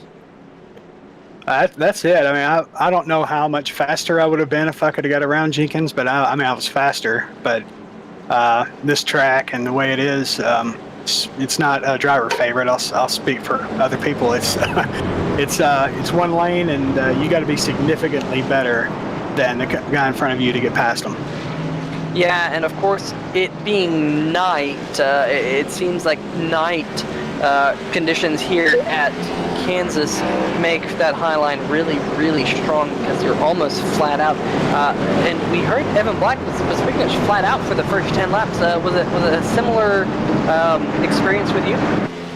Yeah. I try to mitigate the amount of time that I spend in the first or in the low lanes on the first couple of laps, because really after 2 laps it's just killing your tires. So I've been trying to play the long run game, hoping we'd get one, and you know, didn't wind up that way for me. Yeah, definitely a tough break for you in that number 29 machine. But we hope to see you again next week, as always, here in the ASRS series. But definitely a tough break, Will. We hope to see you then. Yep. See you guys. Appreciate it. All right, ladies and gentlemen, that was driver of the number 29 machine, Will Worsler. But as you can see, pace car is diving down pit road. And the number 92, Evan Black, hard on the loud pedal once again before the green flag is even in the air. Devin Serra is going to come down to that low line. He's going to take that second position and hold on to it, at least for now. Brandon Stokes in the number 9. He worked his way up to the third position. Here comes good old Jared Mogard once again, up into fourth in front of Tim Knott. Oh yeah, you know, that track position is that clean air up there for Black is clean, but tell you what, Mogard surprisingly hasn't led a lap here tonight, but he's been well within the top 10, doing everything he can to keep his truck up towards the front. And you got Tim Knott, man. Tim Knott's been very competitive. And look at Sawville. You mentioned Sawville earlier too. You know, he fell back, and now here he is back in the top 6. Yeah, definitely been a roller coaster ride for that number 11 machine. Of course, pulls right in front of Tim Knott in that number 41. Makes that slide job work. That's going to put that number 11 into the 5th position. You see a little bit of racing further back. There's the number 42, Jim Foose. He's kept that machine nice and clean tonight. Hasn't quite had the fastest of runs, but kept the truck clean. Currently running in a very respectable 13th position is Jim Foose. Looking a little bit further ahead, there's Jared Haggerty and Sam Maxwell. Maxwell currently sitting in the 8th position. Haggerty 9th, and Corey Solis finally broken the top 10. Finally, that number 94 has. Man, he's struggled to get up into that 10th position, but he's finally there here with 21 laps to go. Man, look at these cats trying to gain up on Silva there. You got Jackson Von Valkenburg, and we got 20 to go this time by. Evan Black still leading this whole thing. Man, I tell you what, this cat right here, you got to watch for him. Number 36. He's in the top 10. He's been actually running fairly decent despite some rear end damage, but Jackson Von Valkenburg is doing an excellent job up to here tonight. Look at Jim Foose in the back trying to make a move on the 25 machine. Of course, Titus, not sure if that's necessarily going to pay off at this point. It just very well might. We've seen drivers pass on the inside before, even when the tires wear, but I'm still pretty settled with that outside lane though. Yeah, I mean, it's been interesting to watch Evan Black because he's been one of the few drivers who's been running the inside line, but of course with that clean air and all that additional downforce on the front nose of that number 92 machine, he was making that low line work really well for a few laps, but now he's worked his way to the top side of the racetrack as you see this battle for the 3rd position between Jared Mogard and Brandon Stokes. Tyler Sobel, 5th position. He's just a few truck lengths behind Mogard, trying to watch and see what happens in front of him to see if he can pick up a few more positions. Of course, that number 11 started on the pole, so he's definitely got the pace to get a good finish tonight. There's probably about 10 truck lengths between Sawville and Tim Knott. Knott, of course, running in the 6th position. Got 18 laps to go, coming 17 laps to go this time by. The clock is definitely getting louder as we reach towards the checkered flag here this evening. Drivers who are practically started outside the top 10 are making their presence known here. There's some drivers who start within the top 10 haven't had so much luck this evening, but there's drivers who still remain in the top 5 all night long, like Black, Sarah. Sawville's been up and down the board all night, but he's still remaining in the top 5. Keep that track position going here he is at. Although it's been, look at Jim Foose trying to make that bottom line go once again on the 25 machine of Chris Titus, man. I'd say pull that slide job into tire number 1. Pull it right now. Slide job, wash up. He's trying. Now he's just got to wash up. He's cleared him. Now wash up. And there he goes, but he's going to get the run towards the inside. Now the best thing to do is to keep that high line going. Fastest truck that last time by was, let me see, my timing and scoring kind of frozen up just a little bit. So fastest truck that last time by was Sam Maxwell, the number 98 machine. This time by it's Devin Sarah by about half a tenth of a second. So Sarah closing in on the back bumper of Evan Black just ever so slightly. Black, of course, has the fastest lap time of the race so far, but this track will continue to cool down as the sun has set quite a long time ago. It's now 10:19 local time in the sim. Man, look at Valkenburg. Well, once again, going after Silva for 10th. Excuse me, 9th. Yeah, I want to keep an eye on Sam Maxwell and Mitch Brown as well. Those two trucks very, very close to one another on entry into turn number 1. And we've seen Sam Maxwell stay right on the back bumper of trucks going off into the corner quite a few times tonight. Sam definitely has a very good awareness of where the front end of that number 98 truck is. Better than some of the other drivers I've seen in the field tonight, just like you see there. Really close with that number 51. I thought that was going to be contact there, but Sam knew where the front of his truck was better than I did. That's for sure. And he's trying to get that 7th position from Mitch Brown, that's for sure, because there's a little bit of a gap growing between Tim and Mitch Brown. Tim well, they not just running flip-flopped. 6th. Mitch Brown was, Maxwell's trying to get Mitch Brown right now. He's trying to do everything he can. Sometimes you just got to move him out of the way, but I don't know. You want to play nice, you want to play a little bit aggressive, is what I'm trying to say. But, I mean, we're getting down to that point right now. We got 12 laps remaining in this race. You got to try to make some kind of move to try to get the best track position as possible, best finish as possible. But I think we might be lined up eventually, maybe for a photo finish, because the top two drivers are only separated right now by 0.3 of a second. Yeah, absolutely. I mean, Sarah is just kind of staying right with Evan Black here with only 11 laps to go. That's 16 and a half miles, and those lap times almost identical between the front two. Really impressive by those front two to continue to show the way here tonight. Just goes to show on the setups of the cars and how even they are. I mean, it's been anywhere from 0.3 of a second to 0.2 of a second. I mean, every lap time, and those tenths of a second I keep calling off, tells a story on the gap between the cars and who's gaining and who's losing. Right now, you got Sarah who's trying to find any kind of possibility. Because it doesn't seem like the draft is all that effective here, Peter. At least that's not what I'm seeing. If this was a cup car, this would be totally different. I mean, it'd be 3 wide, all over the map.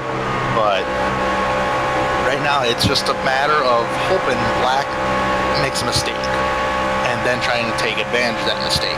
Because we're right now 9 laps remaining in this race. Yeah, good run by Brandon Stokes. He's a little bit further behind this battle. Closer that time. Stokes is, he's only run 3 truck races so far this season. Best finish of 4th at Texas O. Trying to get that first Truck Series podium of the season. So hopefully he can hold on to that. You see this battle back here between the number 42. That is Jim Foose, currently running in the 12th position. Alan Young running in 13th. Those two trucks really close to each other on the race circuit. You see that that number 42, that truck doesn't have a scratch on it. And that's kind of, for me, as someone who, we're about halfway through the year, and that number 42, he keeps his trucks nice and clean at the finish, and that's why Jim is where he is in points. Definitely takes care of his machinery, but number 24, Alan Young, does so as well. Got involved in a few little things. Look at this. Sam Maxwell's got some front end damage in that number 98, and he's losing a ton of time. Brown's further ahead. Something must have happened to Sam early, because right now he's going to be overtaken by number 6 machine of Jared Hagerty on the inside line, and he completes that pass. And I mean, there's something up with Maxwell's truck, but we're coming down to the Peter. We got 6 laps remaining. Top driver are only separated by 0.2 of a second. And Daryl's got to figure out something right here, right now, to try to overtake Evan Black, because you're going to get you're only going to get one shot. And if you miss that shot, I mean, then Evan Black's going to miss. He's going to race. But he pulls in right now in turn 1 and 2. Hopefully he keeps the momentum up and get in gas earlier than what Evan Black did without hitting the wall. Yeah, to update everyone on that situation with the number 98. Mitch Brown actually caught the wall in turn number 1 and 2. That was about 6 or 7 laps ago now. And when he caught the wall, Sam Maxwell had nowhere to go.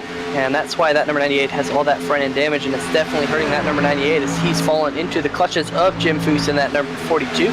But we have only 4 laps to go. Sarah made a mistake off turn number 2. He actually just kissed the outside wall, which killed his momentum a little bit. And that's not a good thing on Sarah's part, because we got, like you said, 4 laps to go, coming to 3 laps to go this time by. But he gained some heavy-duty momentum on the number 92 and still gaining as they head throughout the front stretch here. Using the lap car of Ty Hester as a pick with a little bit of drafting assistance. actually used that apron as an assistant to really pulling on Black.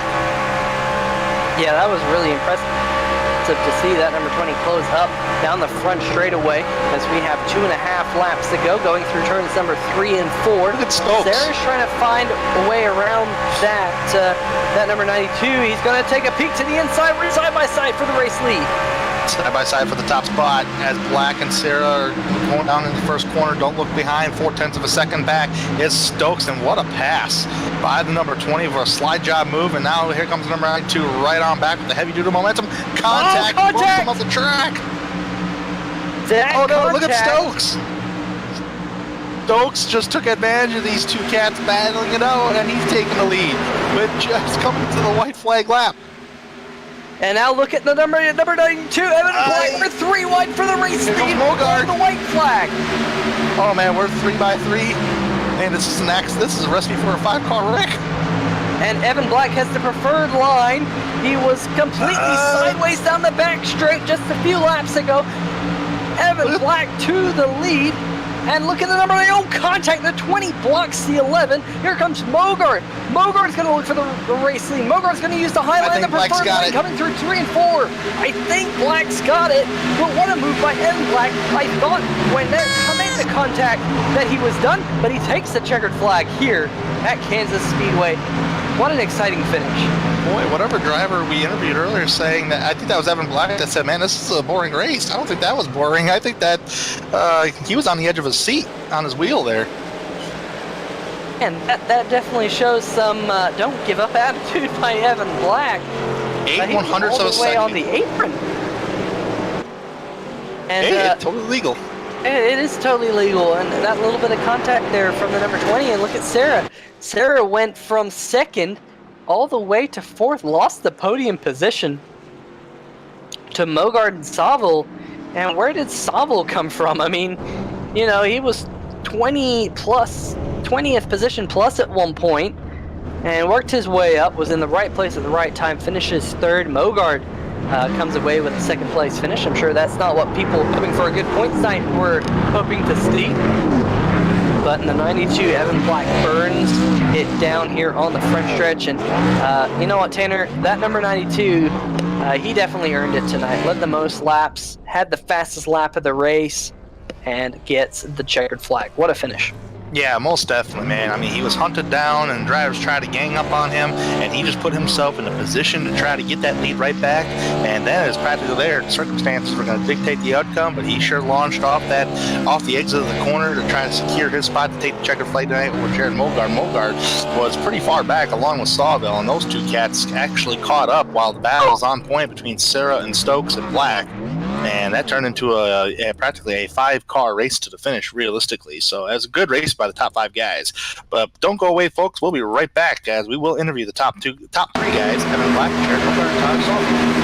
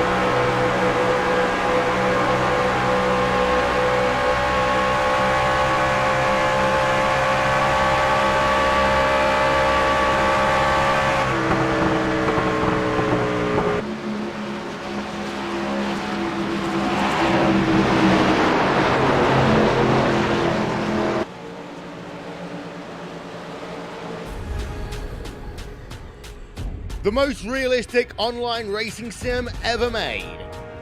This is iRacing. Detailed laser scan tracks, fully dynamic real world cars, and over 50 series to choose from. 6 online world championships offering over $100,000 in annual prizes. This is the original esport racing game. This is iRacing.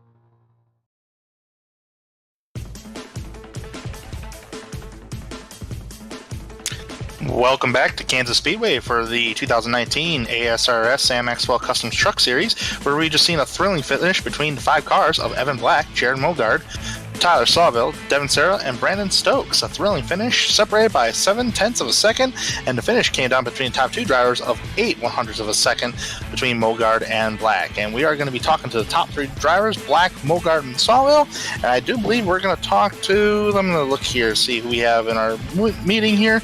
Let's go ahead. Looks like Sawville's mic is currently muted at the moment, so let's go ahead and talk to Jared Mogard. I'm going to pull him in here. Jared Mogard, who finished in 2nd place. Jared Mogard, you got a copy, please? Yeah, I got you guys. Hey, Jared, I tell you what, that was a pretty intense, the last maybe 5 laps-ish. I mean, if anything for you, it was like the last 2 to 3 laps, because you and Sawville caught Sarah, Stokes, and Black on the last couple laps there as they were battling it out, making contact, and you guys took advantage of their situations. Take me through in the driver's cockpit in the last couple laps on how all that was. Yeah, I figured it out a little too late in the race there, and I don't know, I started running back in. They were too far out, and yeah, I was content with 4th place at the time, and then seen the 20s try and give another one away there, and we caught them, and Stokes, I think, threw a slider and just killed their momentum, and I don't know, got lucky there in 1 and 2 in the final lap not to get the ball or get clipped by the 9. Just racing hard and threw it up there hoping it would stick, and we got the 2nd, and I was hoping the 92 was going to go low, which he did, and I figured we'd get a better run off the top, but we just think it a very good run, but to steal 2nd, I'll take it.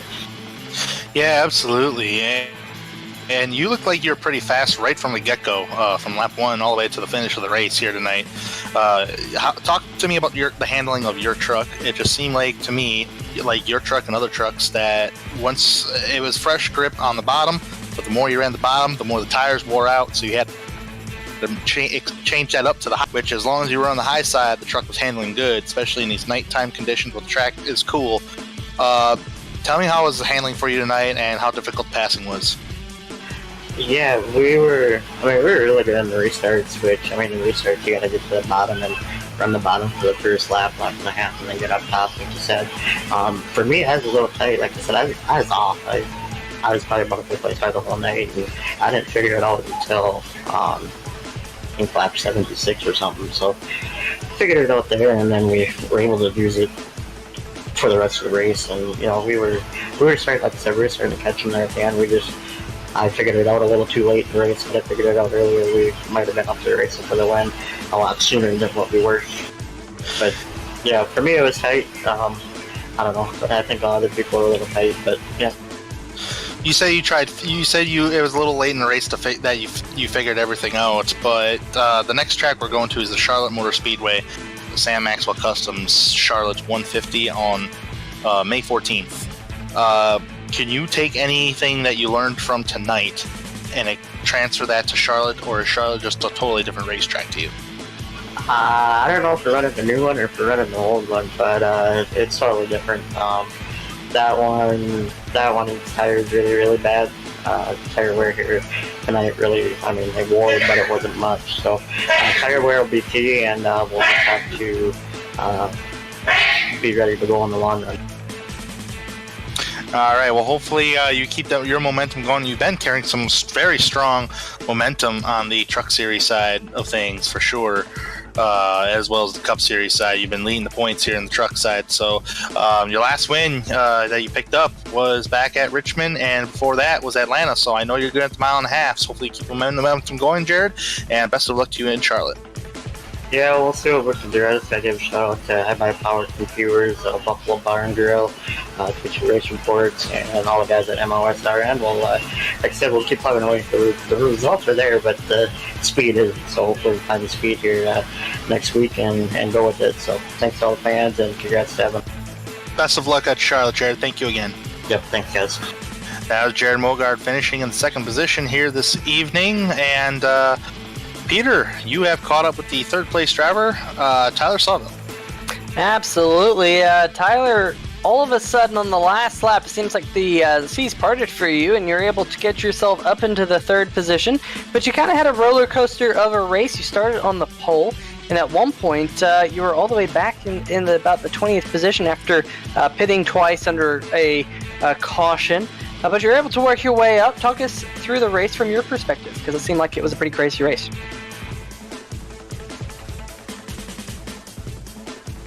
Seems like we're having a little bit of technical difficulties. Let's see if we can dial up Tyler again. Tyler, Peter Short here in 3 Wide TV booth. You got a copy?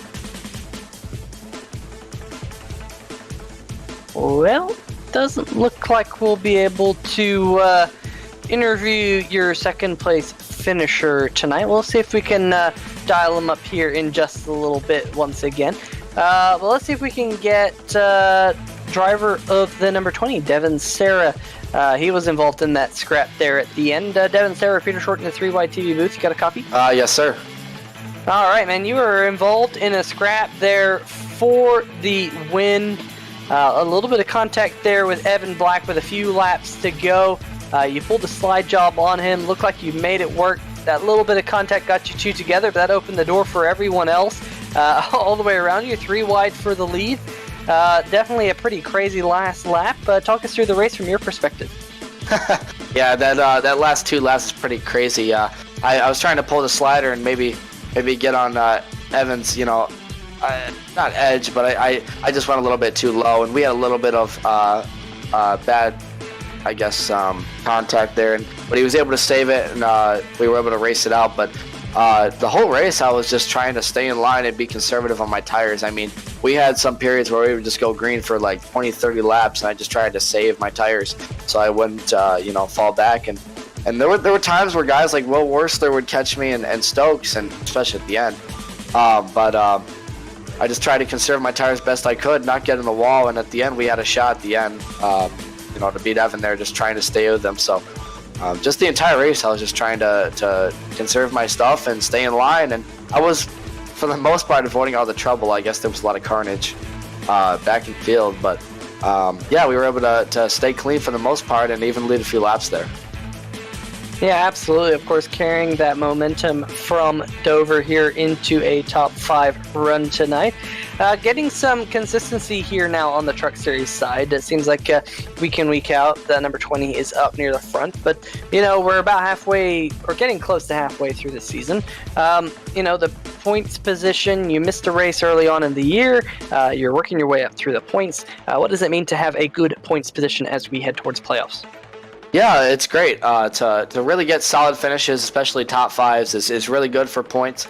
I think, as far as the cutoff, I'm not too worried about it now. And I feel like week in, week out, I can get good finishes here and keep my points position solidified. But, just trying to stay consistent in each week, taking each race at a time, and we go out there and try and win each week. So, points aren't too big of a factor yet. Maybe I'll worry about those with maybe 3 or 4 races till the chase. But right now it's all about just staying consistent, and it's really cool that this Super Sled Chevy Silverado is staying really fast and consistent each week. So, it's really cool to see those kinds of results. So, it's really cool. Awesome. Absolutely. And of course, tonight marked the halfway mark to the actual playoffs. We're 9 races down, 9 races left till we enter the playoffs. But the next round in the Truck Series side of things is at Charlotte Motor Speedway for the 2016 version of Charlotte. Do you like Charlotte? Have you raced on the 2016 version yet? And what are your thoughts headed forward? If you count the Roval. No, I haven't had much time on the newer version of Charlotte, but I'm confident I'm going to get some practice laps this week, and going into the patriotic race at Charlotte Motor Speedway, we're going to be fast there. This Chevy Silverado's been fast at every track, and I've proven it that we can be fast anywhere, whether it's the mile and a half super speedways or short tracks.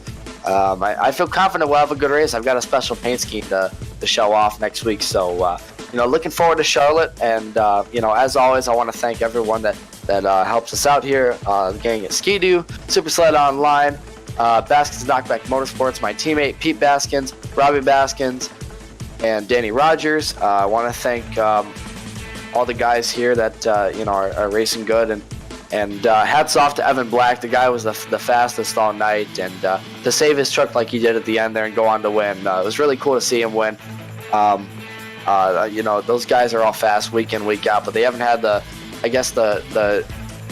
they've had good finishes, but not quite the success they've wanted. So cool to see Evan get the win, and we'll take it on the way to Charlotte Motor Speedway next week, and hopefully pick up the win there. All right, well, ladies and gentlemen, that is your 4th place finisher tonight. Devin Serra had a shot at the win there right on the last lap. Quite pan out, but I'm sure we'll see you up near the front next week. Yeah, hopefully so, guys. Thanks. All right, well, let's see if we can dial up Tyler Sawville here one more time. Not quite sure if we can. Tyler Sawville, Peter Short in the 3Y TV booth. You got a copy? Yeah, I think I got a fix this time. All right, well, there you are. Dragging you up here, man. It just all of a sudden, that last lap, seems like the track just parted for you, and you're able to come away with a 3rd place finish. Pretty respectable finish. You started on the pole. At one point in the race, you were back, in the 20th position or so after pitting twice under a caution flag. So a bit of a roller coaster of a race for you, but talk us through it. Yeah, started on the pole. Unfortunately, didn't lead any laps. Got a pit road penalty there about halfway through, so then it was just working your way back to the front and taking the high line where you can to get around people. And then I was hoping on that last lap that everybody would kind of like slide up and I could get by them there at the end. But I'm happy with the 3rd place finish. Yeah, and you working your way up and down through the field. Tell us about that a little bit, because it was definitely hard to pass. We've heard it from a couple of drivers here tonight on 3Y TV that they struggled to make the passes, but you being able to work your way through the field, did you ever get to use some tire strategy to give you some track position? No, for me, every time I pitted, it was 4 tires all the way around, and then it's just on about the first 3 or 4 laps, you're hugging the bottom as much as you can, and then it's kind of you're stuck up top and waiting for other people in front of you to try to make passes and get stuck on the bottom. But thankfully, we were able to work our way up. Yeah, definitely you did a fantastic job of working your way up and ending up in a spot where you almost had a shot at winning this race. What was going through your mind there with those last few laps? I mean, you kind of said you were hoping that it kind of all slide into everything, but I'm sure there was kind of a, oh my gosh, this is actually happening, because you were closing in on them so fast. Yeah, I had tried a couple different times in the last few laps to get around Jared with no luck. And then I was content just there in 5th, and I was in shock that the leaders started battling like they did and sliding back. And I knew when the 3rd place car went around him and was in the lead there for a second that the 2 guys that he passed were going to be after him like crazy, and I knew we might have a chance then, but unfortunately not. Yeah, and I'm kind of going back and keeping an eye on things. With about 2 laps to go, you were a little bit more than a second behind the race leader coming to 2 to go, and of course you ended just about 4/10 of a second behind Evan Black at the finish. So definitely a pretty exciting last few laps for you. Next week we have Charlotte Motor Speedway here on the Truck Series side. Interesting race. It's at the new Charlotte configuration. Have you raced there? What are your thoughts about Charlotte? I believe I ran there pretty well this year, but with that new configuration, I guess it's anybody's guess how the racing will be. Definitely looking forward to it, though. Yeah, definitely looking forward to it because I think it will be our first 3-wide TV race at the most recent scan of Charlotte Motor Speedway. So that's going to be pretty cool to see next week as well. But before we let you go, you got any shout outs for us? Just thank my sponsors, PNC Bank in particular on the back end. Thanks for Jim Foose for everything he does for the league, and looking forward to next week. All right, well, ladies and gentlemen, that is Tyler Sauble, your third place finisher here tonight. Tyler, best of luck next week. All right, thanks. Have a good one. All right, well, I think, let's see, Tanner Sharp here. Tanner, I think we can see if we can dial up Evan Black, your race winner. I've caught up with the most dominating truck of the evening and gets the checkered flag. Evan Black, first off, congratulations on the win here tonight.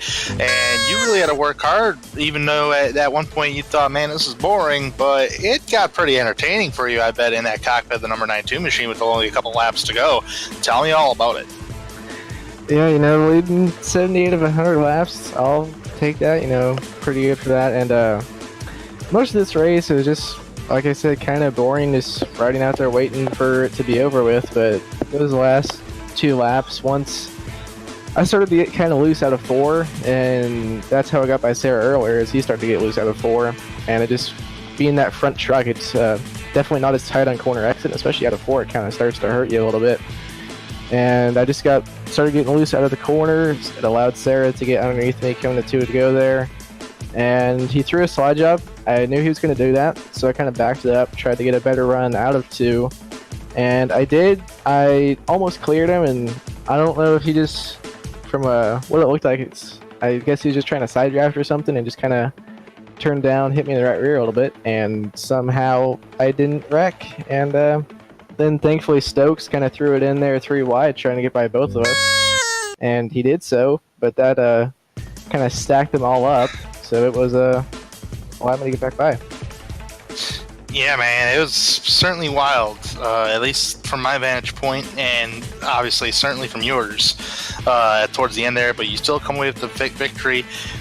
Do you love these trucks or something? Because the reason why I bring that up is because you've won 4 of the last 5 ASRS Sam Maxwell Custom Truck Series races. Is this like a specialty in these trucks? You just know how these trucks handle at each individual racetrack? Because you seem like you have a love for these things. I've won 4 of the last 5. I believe so. 1, 2, 3, 4. Yep. So this will be the 5th one. So yeah, 4 of the last 5 races in the Truck Series side. You won Dover. You got 2nd at Richmond. You won Texas Martinsville, and you won tonight. Well, I don't think those stats are correct, but I'll take 5 wins. I'll double check on it. Yeah, I do. I actually don't really like these trucks that much. I like the Cup cars a lot more, and just these. Oh no, I'm sorry. I'll take saying I won 5 races, but I do like the Cup cars quite a bit more, and I don't really know how they'll be with this new package on them, but I don't really like the truck that much. It just doesn't really suit my driving style, but worked tonight. Those stats were totally incorrect. I was totally looking at other stats. I'm so sorry. But either way, you are a stout at these tracks. I can tell you that much. You're fast every week, though. You've proven that you're fast every week. As a race leader, talk about the handling of the truck a little bit with me here. It seemed like you had the best truck out towards the front as far as the handling of the truck. As soon as you got into traffic, the dirty air comes into play, and the truck kind of just seems like it wasn't handling how it was out towards the front, and it seemed like it was more difficult to pass. From what I'm saying, is it true or false? And take me through your experience on the handling of the truck here tonight. Yeah, definitely in that 4th run or so, whenever Sarah took 2 tires and beat me out of the pit road, I was a bit faster than him that run, and I had better tires, but I was stuck behind him for 20 laps or so, just getting right behind him. When you get within 2/10, it just gets so tight. And I would roll up to his bumper in the center corner, and I just could not get on the throttle like he could right behind him, just having no air on the nose. So it definitely handles a lot better being the leading truck. All right. How do you feel about your chances at the Charlotte Motor Speedway in about a week's time here? Evan, Charlotte, I think it's the old version, if I'm hearing everything correctly, or the new version, excuse me. Is there a lot of unknowns going into the new version of Charlotte? I don't know, have you ever had turn laps at that new version of Charlotte Motor Speedway? Or, I mean, how do you feel about your chances in the upcoming race? I have not turned a single lap there in the truck. I don't think it's going to be too different. Maybe a few more bumps around the track, so I'm definitely thinking it's going to be a lot more fun than tonight was, just hopefully with more side-by-side and passing. And I really don't know what I'm going to have for that race. Hopefully go out there, get a top 5, maybe try and get 2 in a row. We're just going to go there, do a lot of practice this week to try and gear up and see what the differences are between the new Charlotte and old Charlotte, and just hopefully me and the primetime crew can go out there and get a good run. All right, Evan, you've been very consistent so far in the Truck Series. You do capture your first win on the Truck Series. Please don't ever listen to me when it comes to stats ever again. I get everything all mixed up, and I'm clicking away on my stats, and it just gets all mixed up. But congratulations overall on the win here tonight. Best of luck at Charlotte next week, and I'm sure you're going to be up towards front, and you're going to be a factor. All right, thanks, guys. That was Evan Black getting the victory here tonight at the Kansas Speedway, and I do believe that wraps everything up. Excuse me. But that being said, Peter, let's go ahead and do the unofficial on the board. Evan Black getting the victory, Jared Mogard in second, Tyler Salville third, Devin Serra in fourth, Brand Stokes fifth, Tim Knott in sixth, Mitch Brown in the seventh spot, Corey Silva in eighth, Jackson Von Valkenburg is in ninth, and Jared Haggerty rounding out the top 10. Sam Maxwell comes home in the 11th position, Alan Young 12th, Jim Foose 13th, Douglas Mullins finishes in the 14th, Richard Stallings 15th, Chris Titus, Steve Buhala, and Pete Baskins. They round out all of your lead lap trucks. Ty Hester and John Jenkins, your first 2 trucks that finish multiple laps down. Will Worcester, Richard Fletcher, Jason Stewart, Jack Wells, Brandon Kreutz, Troy Haight, Edward Bray, Chris Lane, Clarence Bonner, Alex Giese. And then your last 2 finishers tonight, Calvin Miller and Jonathan Holstein. Kelsey Rogers did not start this race. So one thing, Tanner, that I do want to mention, next week we have that race at Charlotte Motor Speedway. We heard a couple drivers mention it. It's a patriotic race. There is a patriotic scheme event, and the driver with the highest finishing patriotic scheme, I believe, is going to win a Sam Maxwell Customs button box, which is a custom button box that is mountable to any steering wheel. So definitely got to keep an eye on those patriotic schemes next week, because there's a little bit more to play for, and that's definitely going to be something that you're going to have to tune in next week to see who is going to win next. That's going to be a pretty cool prize, and from what I've seen of it, it looks pretty awesome. And it ups the aggression on drivers, too, because everybody wants to win that button box for sure. And Charlotte is going to be a tough race for a lot of drivers. You might see some more passing other than here at Kansas. But before we leave, everybody, we have some thank yous to give out here this evening. First off, thanks to league organizers of the American Sim Racing Series for putting on the for putting on the show, and its drivers as well. Thanks to the league sponsor, the Sam Maxwell Customs, for sponsoring the Truck Series this season. Also, Sim Marketing Solutions, Driven Designs, iRacing, Twitchy Race Reports, iRacingiFlag, Kirkwood Transportation, and Coffman Racing Graphics. Also, thank you to the team tonight. You got Peter, and also back in the production truck, Carlos Acosta. Thank you for everything you guys do every single week. And please join us next week live here on 3Wide TV for the Sam Maxwell Customs Charlotte 150 at the Charlotte Motor Speedway. And also, I do want to bring up one more little advertisement for sure, and that's going to be the Janet Watkins Memorial Pulmonary Fibrosis Awareness 250 in 2019. That will be taking place. Got to find my dates here at 250 laps at Iowa Speedway, I believe this September, if I'm not mistaken. So please look on www.americansimracing.com for more information about that. I'm Tanner Sharp, Peter Short, Carlos Acosta, and we'll see you next week at the Charlotte Motor Speedway.